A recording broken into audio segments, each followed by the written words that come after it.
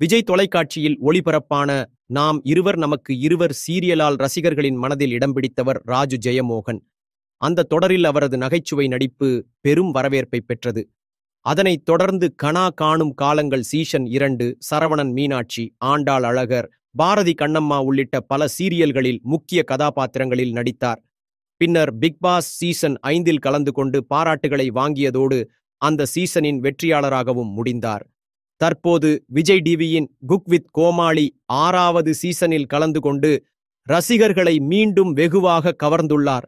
சீரியல்களை தாண்டி மனிதன், நட்புனா என்னன்னு தெரியுமா, முங்கைக்காய் சிப்ஸ், டான் உள்ளிட்ட படங்களில் நடித்துள்ள அவர் தற்போது பன் பட்டர் ஜாம் என்ற திரைப்படத்தில் ஹீரோவாக நடித்துள்ளார்.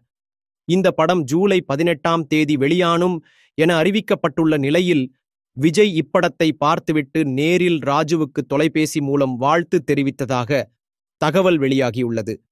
படம் சூப்பர் என பாராட்டியதாக கூறப்படுகிறது.